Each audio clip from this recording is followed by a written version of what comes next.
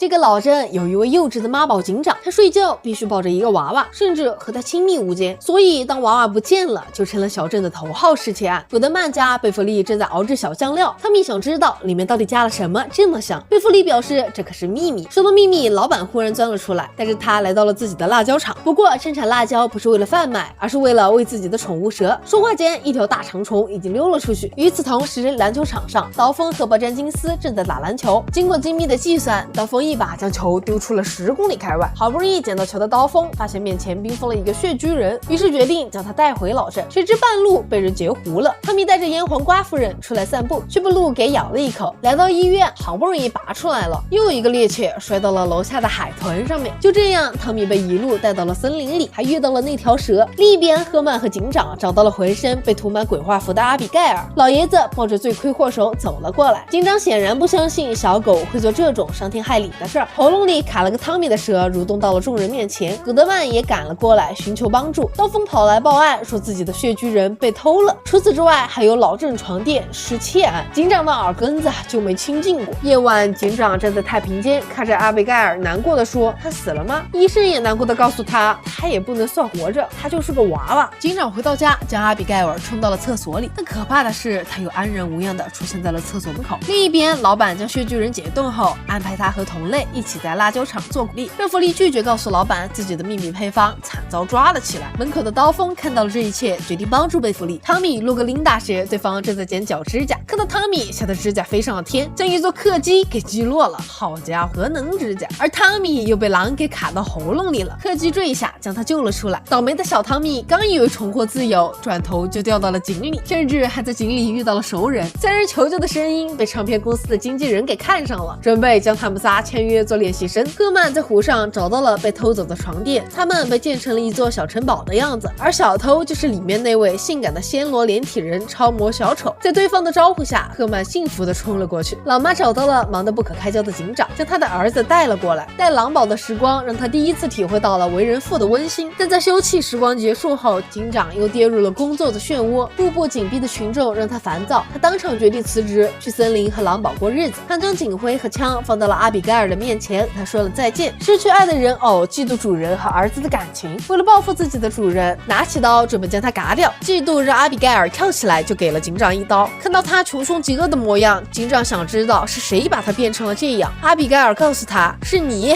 这个健忘的巫师。拿起魔杖的警长一脸懵，随手一挥就把阿比盖尔变成了巨人。刀锋将自己伪装成了性感的女野人，大跳艳舞让血居人们被美色冲晕了头。贝弗利趁老板不注意将他推进了蛇窝，然而血居人过于兴奋，将辣椒酱的罐子给踩垮了。豆腐渣工程让辣椒酱迅速从山顶往四面八方溢去，所有人都被辣椒酱给淹没了。眼看辣椒酱就要冲向小镇，赫曼和小丑用床垫拯救了大家。一波刚平，一波又起，巨大的阿比盖尔出现了。警长想施法让他变小，却失败了。但是肯定不是因为警长麻瓜，都是魔杖的错。刀锋将魔杖修好后递给了警长，原来魔杖只是缺了他最需要的材料——爱。有了爱的加持，警长再次施法，世界直接颠倒了。刀锋猜测，或许是因为爱也失效了吧。警长白眼都要翻上天了，这不纯纯给我找事儿吗？古德曼看着纸上的任务，有些无语。为啥要调查小镇上下颠倒的原因，还要调查警长为什么是巫师？赫曼表示，这只是无聊的日子里我添加的一些有趣的小把戏罢了。不过汤米是真的被困在井里了，古德曼当场心态崩了。总统每天都有很多电话要接，比如这天总统就接到了隔壁国王的电话，让他赶紧把钢笔还给自己。挂断电话后，总统那个气，咋一天天尽是些破事呢？国王让我还钢笔，天朝主席让我还袜，加拿大总理让我还外婆，你们就没有注意自己私人物品的习惯吗？一旁的副总统觉得干脆集中销毁算了。总统觉得不妥，自己现在不想发动战争，只想去老镇养老。如果说总统要在你朋友家参加入夜派对，会相信吗？警长想让总统和自己成为最好的朋友，坎迪表示那么喜欢他，不如直接和他结婚。说着做了个鬼脸。警长转头就向老妈告状，两人立刻像小孩似的打闹起来。总统一来就交给了古德曼一个光荣而艰巨的任务，带着保镖詹森去逛街。警长带着总统来到了自己的房间，两人就在搭起来的小帐篷下玩耍。警长告诉总统，第二天自己会带他去集市上逛逛，那里有鲨鱼。说着，警长立刻模拟起鲨鱼的模样，把总统逗得咯咯大笑。总统觉得警长是最棒的哥们儿，这称赞不正是警长想要的吗？他决定给总统看看更酷的东西，比如自己老姐的脱衣舞娘日记。总统统还以为是什么傻缺大日记，结果内容却引人深思。第二天，总统决定让坎迪带自己去集市，自己的朋友就这样被夺走了。警长哭唧唧的抱着阿比盖尔离开了，想和总统成为铁哥们儿，结果老姐出来捣乱，得不到就毁掉，眼看哥们儿被拐跑，直接送他见鲨鱼。自从总统和坎迪在一起后，警长就展开了一系列小气鬼操作，比如故意拉着卡尔说他是自己最好的朋友，想让总统吃醋。总统走上来，直接一个暴雷炸到了警长身上。要是我和坎迪成了爱人，你会祝福我吗？警长麻了，